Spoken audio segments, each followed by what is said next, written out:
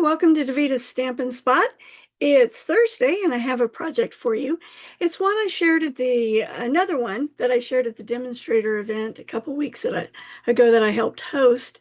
And it's just got a fun, interactive little mechanism on them that I want to share with you.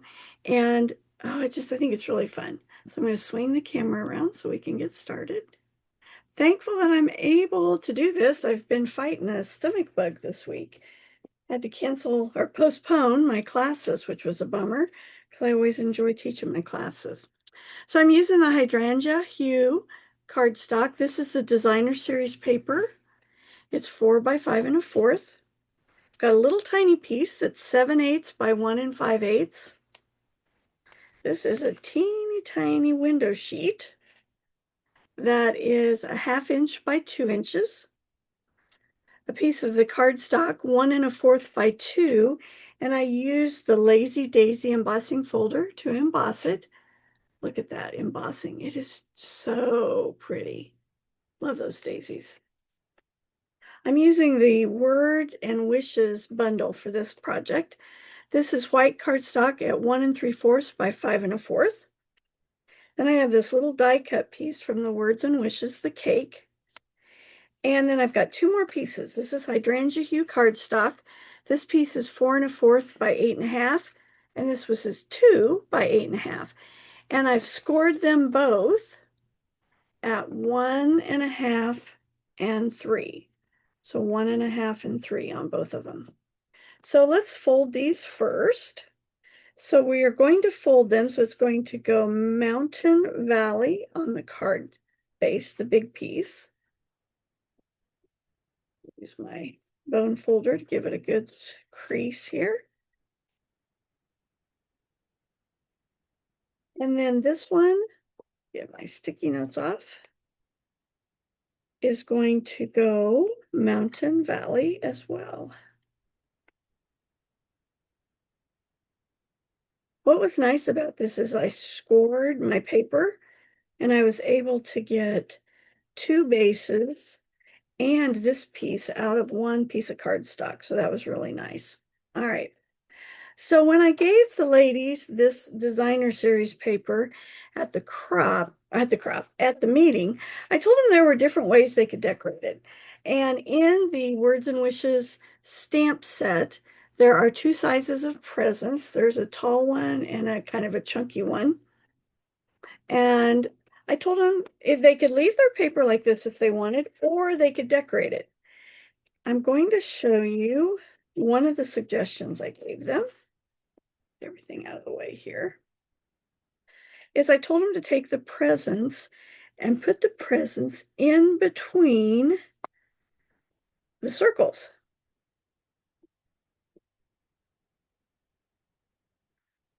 So some of them did that. I'm going to show you another idea that was probably my favorite idea. Just to add a little variation to the designer series paper. Let's see. It's almost like you need 3 so that you can get all the spots filled.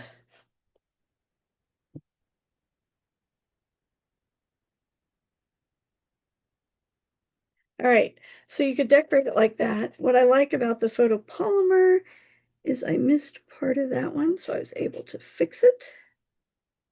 All right, looks like that one maybe needs to be cleaned a little bit better. It's leaving a little bit of not stamping completely correctly like I wanted to.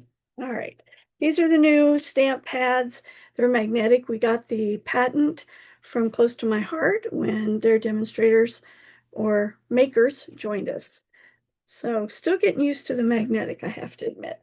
All right, I'm going to grab our Stampin' Positioner, and I actually have a couple tips for you, even though it's not Tuesday. So I made these templates for the ladies so that when I gave them their die cut piece, they could slip it right in here and stamp their cake.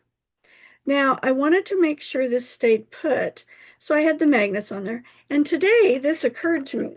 There are all these little holes right here. So I pushed down on this so that my template is being held by those little dots there. Do you see that? And that way you can make sure that your template doesn't move. All right, I'm going to grab the Hydrangea Hue. I'm going to ink up my cake. Now, when you position the small piece, the small positioner, you want to make sure you put it in the holes on this side and make sure both sides are lined up square. This does wiggle a little bit because of the holes. So make sure it's nice and straight. And the nice thing is you can look down, you can check it because it will not stamp until you push down. Now it grabs it, which is fine. I'm going to pull it off and look how perfectly that is die cut. Yay! If you're doing a bunch of the same image, this is an awesome way to do it. You can mass produce so quickly if you give yourself a template and then use a positioner. All right, so we got those two pieces done. Now I'm going to take this piece here. This is I just pulled that off, 1 3/4 by 5 1/4. Okay. And I have this greeting. It says, "To a friend we're celebrating, I hope your day is delightful." Now, when I had the ladies make this at our demonstrator event, that works a lot better if you use the ink side, huh? Oh, goodness. I did not give them paper for the back of their card. So I wanted to make sure they had a nice message on the front. And then if they took it home and wanted to put paper on the back, they could. I'm going to grab my little presents again. And I think I'll switch them around this time. Cleaning them off on my chamois. All right, so I'm going to put one here. Yep, it just needed to be cleaned. It stamped much nicer that time. And one up there like that. So that's my greeting on that. I think I'm done with my stamping. All right. So we got those pieces. Now let's go to our base. This base is going to go this direction. And remember, we have a mountain valley folded here. And we're going to put the or the designer series paper right in there. This is the In Color designer series paper. And I loved this, but I thought it was just a little too much of the same color. I liked that there was some white on the other side. So if I'd had maybe a white border, it might have been okay to use this side, but I opted for the other side.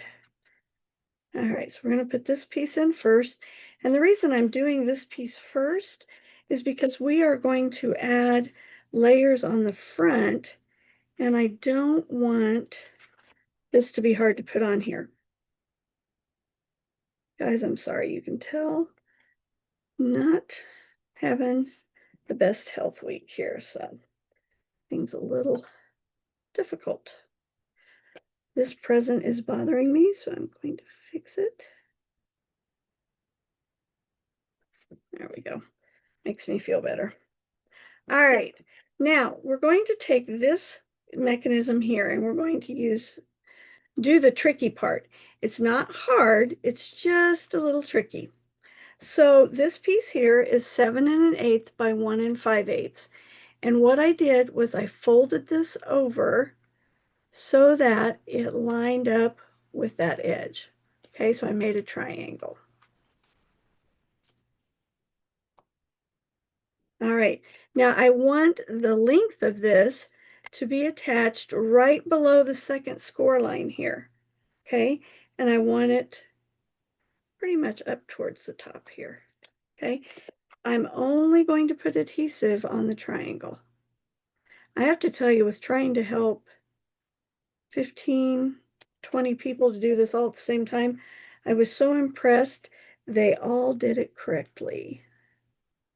We got everybody's card to work just perfectly. All right, so we're going to glue that there. Now we're going to take the little clear window sheet that is a 1/2 inch by 2 inches, And I'm going to adhere it so that it's pretty much in the center going this way, because I'm going to attach my cake here and I don't want it to stick over either edge. So it needs to stay pretty much in the middle. All right. So I'm going to add some liquid glue. If you're giving this to someone that's a little heavy-handed, you might want some tear tape. But I think I'm going to be okay with my liquid glue. All right. Then I'm going to put adhesive on the end here. And I'm going to attach my present face up, just like that. And once you've done that, you've done the trickiest part of the card.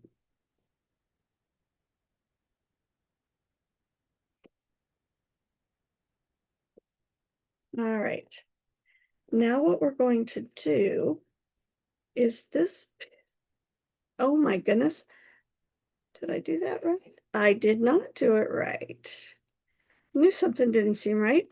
Not the first score line, the second score line, or not second, the first one. Right, so as I went to move that, I'm like, that's not working right. What did I do wrong? All right, so it's going to go right here. There we go. You know how you have that feeling something just isn't right? Yep, that's where I was. I was like, something just isn't right there. I think I got most of the adhesive off here, but I'm going to make sure. There we go. All right. Now it's closing properly. There we go. So you want to do it on the first score line. So make sure you catch that, not the second, but the first. All right. Now what we're going to do is we're going to put some adhesive right here. And I want to make sure this is flush with the card base. So they're going to be even on all sides. Both. I always just kind of tap it on both sides to make sure. Then I'm going to do the same thing on this side. So I'm going to put adhesive here. I think this glue bottle is starting to run out. And I'm going to fold this over and line that up. All right. Now we're going to take this cute little daisy piece that's 1 1/4 by 2, and I'm going to attach it right in this open spot up here. Now, if you wanted a lot of variation, I could have done this maybe in the Peaceful Pine, so it's a different color. All right, this piece is going to go right here.